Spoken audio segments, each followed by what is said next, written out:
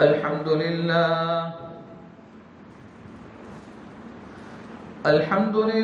الذي لم يزل ولا يزال حيا قيوما سميعا قديرا مدبرا بصيرا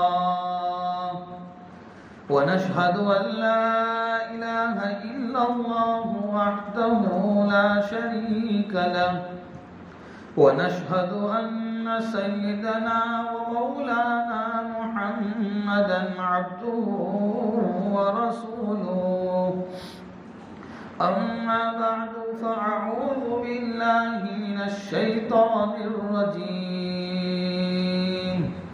بسم الله الرحمن الرحيم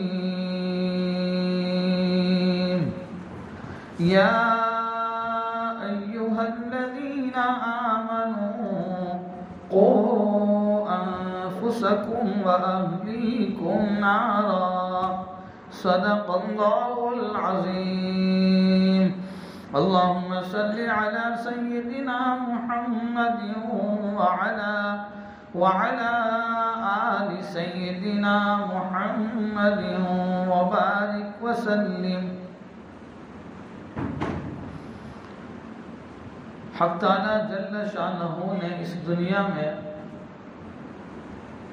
بے شمار نعمتوں سے ہم تمام کو مالا مال فرمایا ہے، لیکن کچھ نعمتیں ایسی ہیں کہ جو ہر ایک کے پاس ہیں، کچھ نعمتیں ایسی ہیں جو ہر ایک کے پاس نہیں ہے۔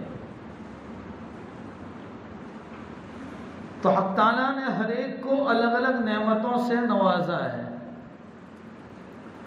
کسی کے پاس مال و دولت ہے، مکان ہے، جائیداد ہے، لیکن گھروں کے اندر اولاد پریشان ہے۔ کسی کے پاس سب کچھ ہے تو وہ کسی اور لائن کے اعتبار سے دکھی اور پریشان ہے۔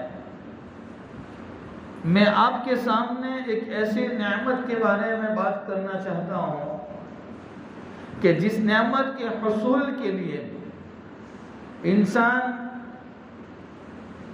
بہت کچھ محنتیں کرتا ہے اور بہت کچھ امیدیں اور تمنا رکھ کر چلتا ہے۔ ایک لڑکا کی جب شادی ہوتی ہے کسی اجنبی لڑکی سے اور وہ اس کو اپنے گھر پر دلہن بنا کر، بیوی بنا کر جب لاتا ہے تو سب سے پہلے آرزو اور تمنا ہوتی ہے کہ میرے یہاں اولاد ہو۔ اب یہ اولاد کی نعمت کے لیے بہت کچھ کرتا ہے،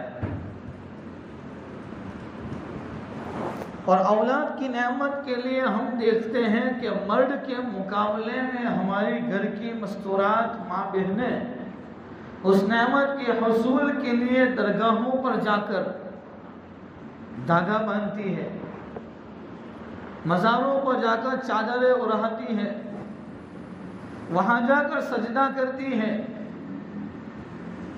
یعنی اس نعمت کے لیے وہ اپنا ایمان بھی ختم کر دیتی ہے، اس کو احساس تک نہیں ہوتا۔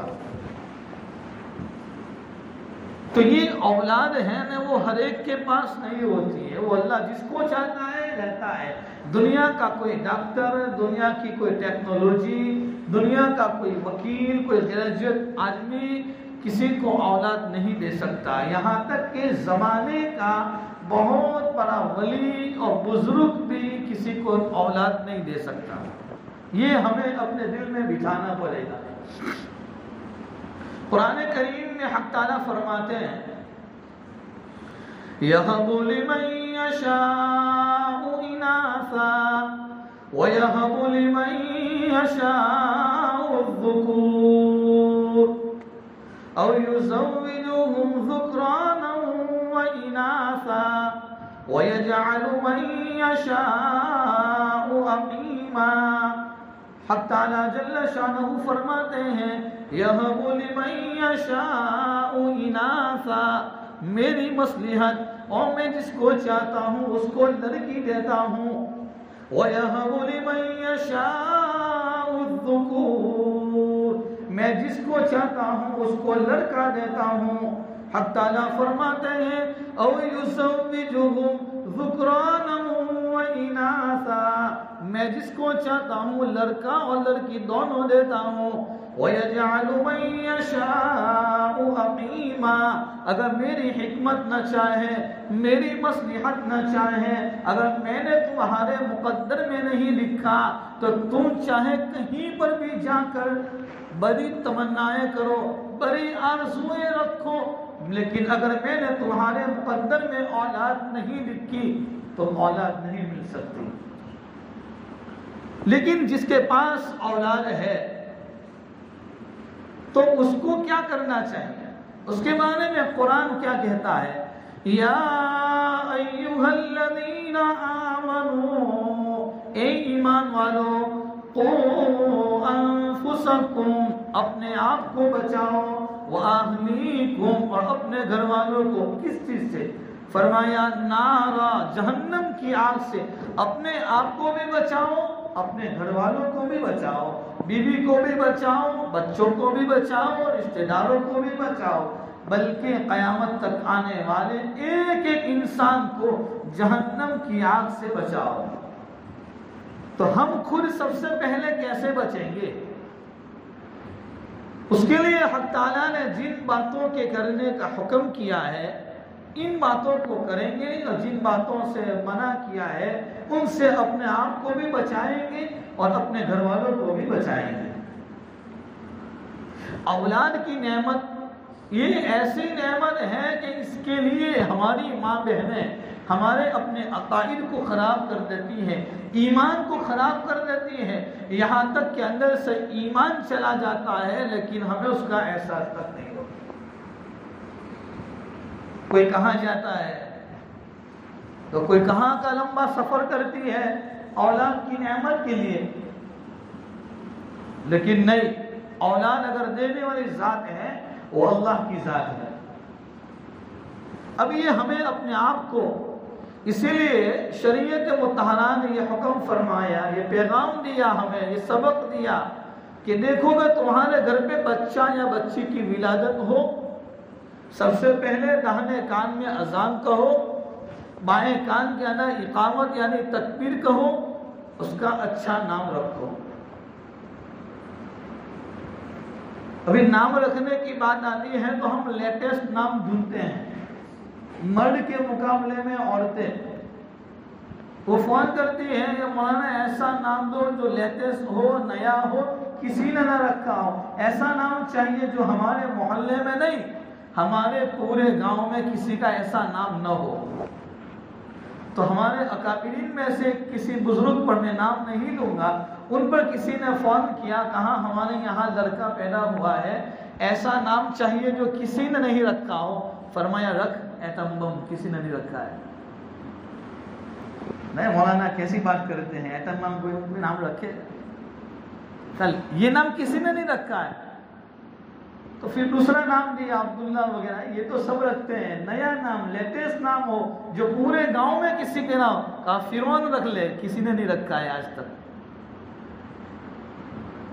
تو ہمیں ہمارے گھر پر جب بچہ یا بچی کی ولادت ہو تو اگر ہمیں معلوم نہیں ہے تو ہم مسجد کے امام صاحب کے پاس جائیں، علماء کے پاس جائیں اور ان سے معلوم کریں کہ میرے یہاں لڑکے کی لڑکی کی ولادت ہوئی ہے، مجھے کوئی بہترین اچھا نام دو۔ اب وہ سامنے سے جو بھی نام دے بسم اللہ کر کے رکھ دیں، نہیں یہ نام تو نہیں رکھیں گے، یہ تو میرے یہاں بہن کا لڑکے کا نام ہے، یہ نام نہیں رکھیں گے، یہ نام تو میرے صوفی کے لڑکے کا ہے، یہ نام تو نہیں رکھیں گے۔ بھائی ہم جو بھی نام رکھیں گے وہ تو کسی نہ کسی کے ساتھ ضرور ٹکرائے گا۔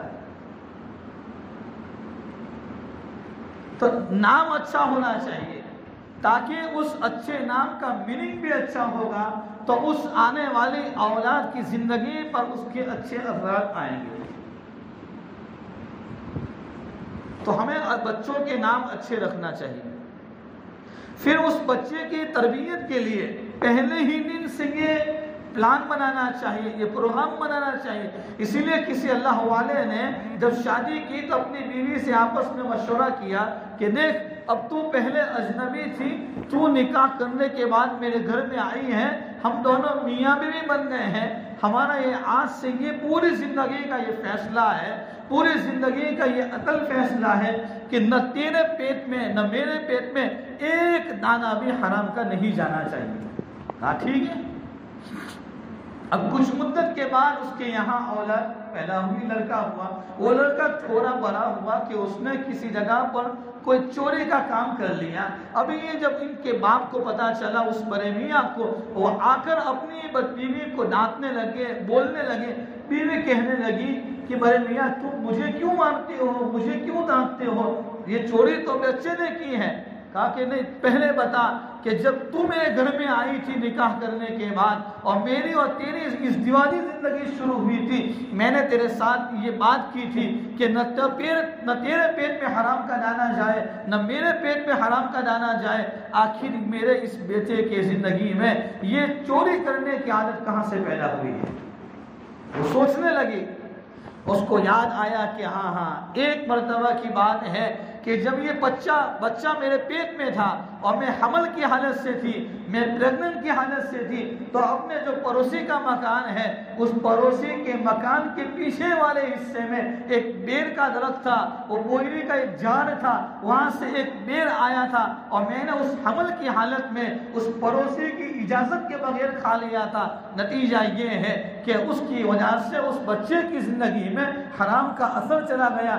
آج وہ جب بڑا ہوا ہے تو پھر وہ حرام کی اور چوری کرنے کی عادت اس میں پیدا ہو گئی ہے۔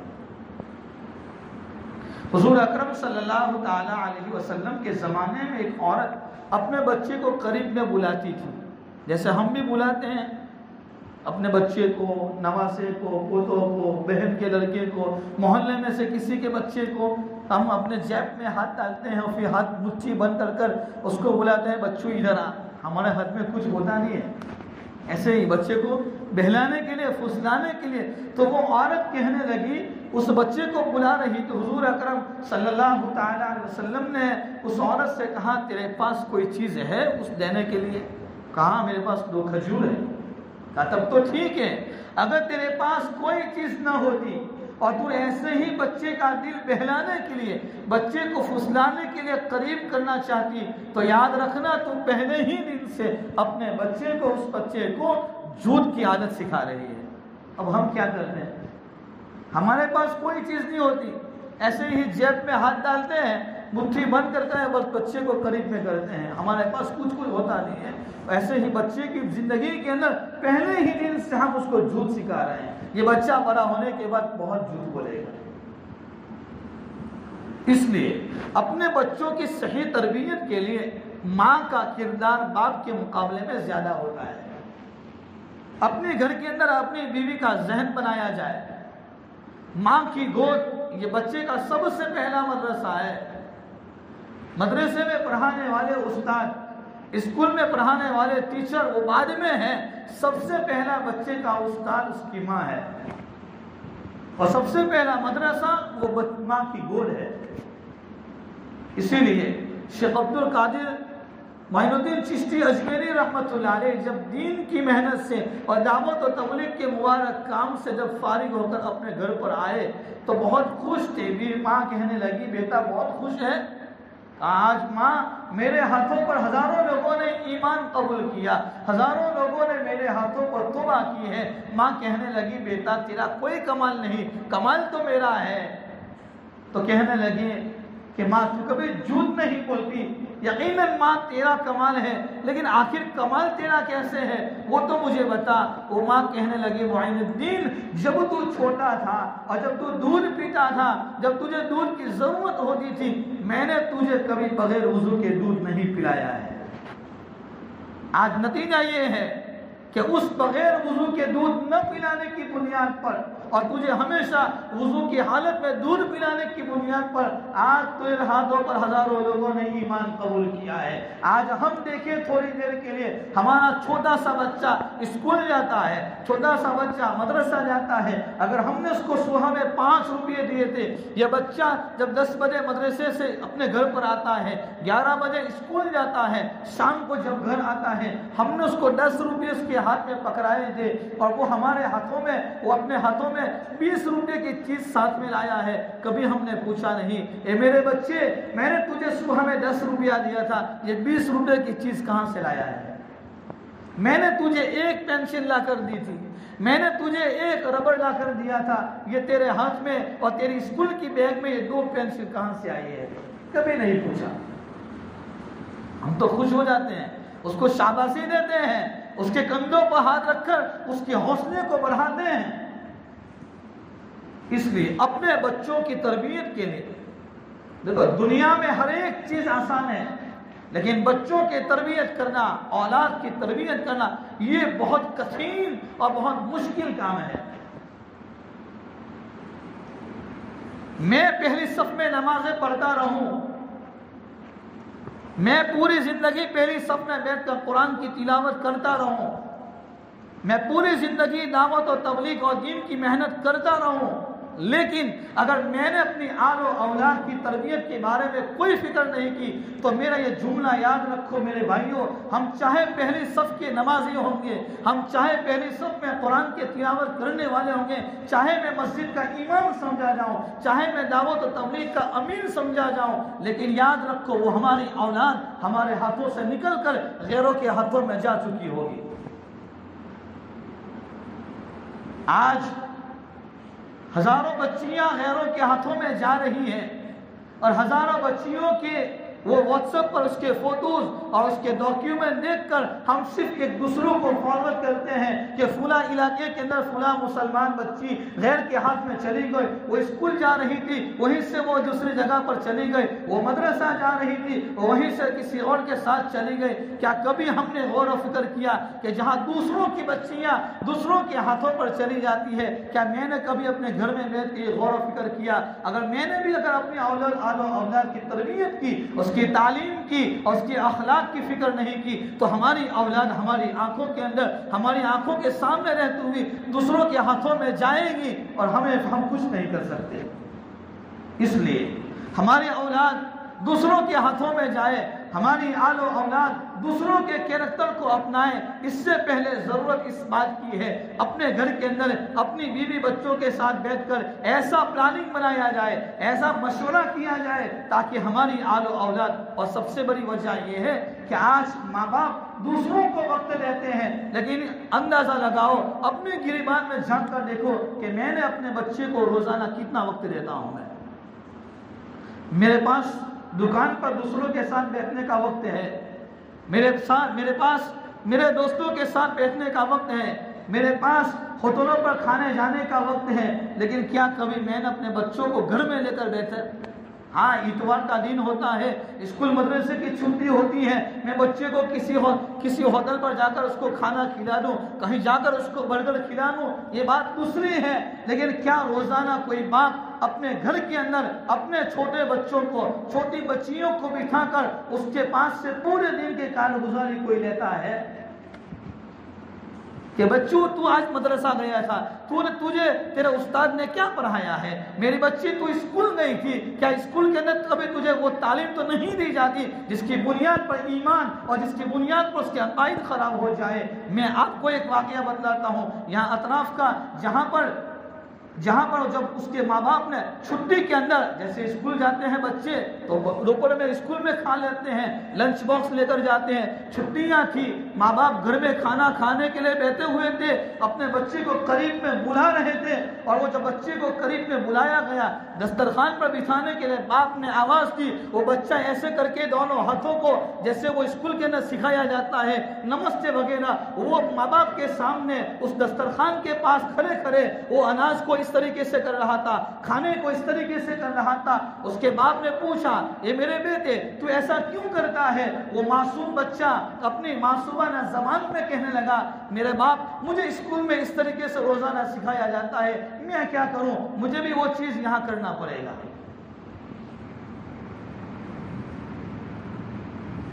ہماری بچیاں اسکول جاتی ہیں، ہماری بچیاں ٹیوشن کلاس جاتی ہے، ہمیں ہماری بچیوں پر بڑا اعتماد ہوتا ہے، بڑا بھروسہ ہوتا ہے۔ دوسروں کی بچیاں جب غیروں کے ہاتھوں میں چلی جاتی ہیں، ہم اپنی زبان سے بے تحاشا یہ جملہ نکالتے ہیں، اوہو دوسرے کی بچی وہ مہاراشٹر میں ایسا ہو گیا، اس علاقے میں ایسا ہو گیا، اس علاقے میں ایسا ہو گیا۔ ہم نے کسی اور علاقے کا نام لے لیا اور ہم یوں سمجھتے ہیں کہ ہم یوں کہتے ہیں کہ ان لوگوں نے فکر نہیں کی۔ ہم سوچیں کہ ہم نے اپنے بچوں کے بارے میں کتنی فکر کی ہے۔ میری بچی ٹیوشن کلاس جاتی ہے، ٹیوشن کلاس کس کے ساتھ جاتی ہے، وہاں جا کر کیا کرتی ہے۔ اس لیے تو میں ایک قدم بڑھا کر آگے کہتا ہوں میرے بھائیوں، جب ہم اپنے بچے کو اسکول اگر ہم خود اپنے ہاتھوں سے اپنی گاڑی پر بٹھا کر لے کر اسکول کے پاس چھوڑتے ہیں تو کبھی کبھی 1-2 گھنٹے کے بعد چکر لگانا چاہیے کہ میری بچی اسکول میں حاضر ہے کہ نہیں ہے۔ میری بچی روزانہ ٹیوشن جاتی ہے، کیا وہاں جا کر وہ ٹیوشن کلاس میں جاتی ہے یا کہیں اور جاتی ہے؟ یہ وقت ہے اپنے آپ کو سنبھالنے کا، یہ وقت ہے اپنے بچوں کو سنبھالنے کا، نا ابھی ہزاروں نہیں لاکھوں کی تعداد میں مسلمان بچیاں غیروں کے ہاتھوں میں روزانہ جا رہی ہے اور ماں باپ کچھ نہیں کر سکتے۔ ہمارے 40 دن، ہمارے 4 مہینے اور ہماری امامت اور ہمارا پڑھنا پڑھانا ایسے ہی رہ جائے گا اگر ہم نے اپنے بچوں کی تعلیم و تربیت کی کوئی فکر نہیں۔ یاد رکھو ایک جملہ، ہم چاہے کتنے بھی بڑے دیندار بن جائیں لیکن اگر ہم نے اپنی اولاد کی تربیت کی فکر نہیں کی تو ہمارا دیندار ہونا اور ہمارا ایماندار ہونا یہ ہمارے اپنے بچوں کو نہیں روک سکتا ہے۔ اس لیے ضرورت اس بات کی ہے کہ روزانہ گھروں کے اندر بیٹھ کر اپنے بچوں کو وقت دو۔ بچے یوں کہتے ہیں کہ ہمارے ماں باپ ہمیں وقت نہیں دیتے ہیں، ہم یہ کہتے ہیں کہ ہماری اولاد ہماری باتوں کو نہیں مانتی۔ حضرت عمر رضی اللہ تعالیٰ عنہ کے زمانے میں ایک آدمی اپنے بچے کو لے کر عمر رضی اللہ تعالیٰ عنہ کے پاس گیا اور شکایت کی، امیر المؤمنین یہ میرا بیٹا ہے، میرا نافرمان ہے، میری باتوں کو مانتا نہیں ہے۔ کہا تو امیر المؤمنین اس بچے کو ڈانٹنے لگے، بولنے لگے تو وہ کہنے لگا کہ امیر المؤمنین ٹھہر جائیے، رک جائیے، میری بات بھی سن لیجئے۔ کیا کہ جس طریقے سے ماں باپ کا حق بچوں پر ہوتا ہے تو کیا بچوں کا کوئی حق ماں باپ پر نہیں ہے؟ فرمانے یقیناً حق ہے۔ تو کیا حق ہے؟ کہا کہ اس کی ماں کا انتخاب اچھا کیا جائے۔ تو وہ بچہ کہنے لگا امیر المؤمنین میری ماں کوئی اچھی نہیں ہے، میری ماں ایک باندی ہے، میری ماں ایک باندی ہے، اس کے اخلاق اچھے نہیں ہے۔ فرمایا دوسرا حق کیا ہے کہ ماں باپ کے ذمے اولاد کا دوسرا حق یہ ہے کہ اس اولاد کا اچھا نام رکھا جائے۔ وہ بیٹا کہنے لگا امیر المؤمنین کے سامنے، امیر المؤمنین میرے ماں باپ نے میرا نام جعل رکھا ہے اور جعل کا معنی ہوتا ہے گوبر کا کیڑا، پخانے کا کیڑا۔ آپ بتائیے کہ کیا میرے باپ نے میرا حق ادا کیا ہے یا نہیں کیا ہے؟ بچہ ہے نا، بچہ وہ ماں باپ کی نقل و حرکت کو دیکھتا ہے۔ ایک مرتبہ ہم جماعت میں تھے تو گشت کر رہے تھے، اس گشت کے اندر میں بھی شامل تھا۔ آواز لگائی یوسف بھائی، محمد بھائی، تو اندر میں سے ایک چھوٹا بچہ نکلا اور چھوٹے بچے نے آ کر یوں کہا کہ میرے ابا نے ایسا کہا ہے کہ ابا گھر میں نہیں ہے، میرے ابا نے ایسا کہا ہے گھر میں سے کہ میرا ابا گھر میں نہیں ہے۔ یہ چھوٹی سی بات ہے لیکن وہ بچہ پورے گھر کی ساری باتوں کو اتنے جملے کے اندر ریکارڈ کر کر آنے والی جماعت کے سامنے رکھ دیا کہ میرے گھر کے اندر جو سکھایا جاتا ہے میں آپ کو وہی بولوں گا۔ اس لیے ہمارے بچے اور ہر کسی کے چھوٹے بچے یہ اولاد ہے نا، یہ ماں باپ کی نقل و حرکت کو بڑی غور و فکر کے ساتھ، اسی لیے تو شریعت نے منع کیا ہے کہ اگر ماں باپ میاں بیوی کسی بات میں جھگڑنے لگے، کسی بات میں انمن ہو جائے تو معصوم بچوں کے سامنے کوئی ایسی حرکت نہ کرے۔ کیوں؟ وہ بچہ زبان سے بولتا نہیں ہے لیکن اپنی آنکھوں کے ذریعے سے ساری چیزوں کو اپنے اندر لے رہا ہوتا ہے، وہ ریکارڈ کرتا ہے۔ ایک جگہ پہ انٹرویو آیا تھا، وہاں 2 سال کے بعد بچہ جب بولنا شروع کیا تو اس بچے نے سب سے پہلا جملہ نکالا تھا آئی لو یو۔ اس کے بارے میں وہ انٹرویو والوں نے پورے گھر کا ریکارڈ کیا اور اس کی تحقیق کی، آخر اس 2 سال کے بچے نے یہ جملہ کیسے نکالا ہے، تو پتہ چلا کہ اس کے گھروں کے اندر ویسے ہی باتیں روزانہ ہوا کرتی تھی۔ اب یہ بچہ چھوٹا ہے، وہ بولتا تو نہیں ہے، لیکن آنکھوں کے ذریعے سے اپنے دل پر ساری باتوں کو لے کر ریکارڈ کرتا ہے۔ جب یہ 2 سال کے بعد، جب یہ 2.5 سال کے بعد بولنا شروع کرتا ہے، اسی لیے چھوٹے بچوں کو پوچھو تو بڑا ہو کر کیا کرے گا، پوچھو۔ امام غزالی فرماتے پوچھو کہ تم بچوں کو پوچھو، بچہ تو بڑا ہو کر کیا کرے گا؟ کوئی بولے گا میں پولیس بنوں گا۔ بھائی یہ پولیس بننے کی عادت اس میں کہاں سے آئی؟ اس نے تو پولیس کو دیکھا بھی نہیں ہے۔ کسی کو پوچھو تو کیا بنے گا، کوئی کہ میں مولانا طارق جمیل بنوں گا۔ پوچھتے ہیں تو کیا بنے گا، میں تو شیخ عبد الرحمن سدیس بنوں گا۔ بھائی یہ جملے یہ بچہ کیوں بولتا ہے؟ یہ بچہ اس لیے بولتا ہے کہ بچے کے سامنے ان اکابرین کو، ان لوگوں کے تذکرے ہوئے ہوں گے، ان علماء کے تذکرے ہوئے ہوں گے، چاہے وہ کسی کو سمجھتا نہیں ہے کہ یہ مولانا طارق جمیل ہے، کہ بھائی یہ شیخ عبد الرحمن السدیس ہے، لیکن جو باتیں سنی ہیں وہ سن کر ان کے کانوں کے ذریعے سے ان کے دل پر جم گئی ہیں، اور اس کے دل نے یہ فیصلہ کر لیا ہے کہ میں بڑا ہو کر یہ کروں گا۔ اس لیے میرے بھائیوں، مختصر وقت میں یہ پیغام اہم دیتا ہوں کہ ہمیں اپنی آل و اولاد کی، اپنے بچوں کی، اپنی بچیوں کی، اس کے لباس کو بھی دیکھا جائے۔ آج کل بچوں کے اندر اور بچے کے مقابلے میں چھوٹی چھوٹی بچیوں کو ایسا لباس ماں باپ لا کر پہناتے ہیں۔ ہم حلال کمائی کر کر روزانہ کمپنیوں میں جا کر، روزانہ اپنی دکانوں پر وقت دے کر حلال کمائی آتے ہیں، اور حلال کمائی سے ایسا لباس پہناتے ہیں جس بنیاد پر اس کے اندر بے شرمی اور بے حیائی آ جاتی ہے۔ نیت کرو گے انشاءاللہ ہم روزانہ اپنے بچوں کو وقت دیں گے، اس کی تعلیم و تربیت کی فکر کریں گے۔ اللہ تعالیٰ سب سے پہلے مجھے ہم تمام کو عمل کی توفیق نصیب فرمائے۔ آمین وآخر دعوانا ان الحمدللہ رب العالمین۔ جس کی سنتیں باقی ہیں وہ ادا کریں۔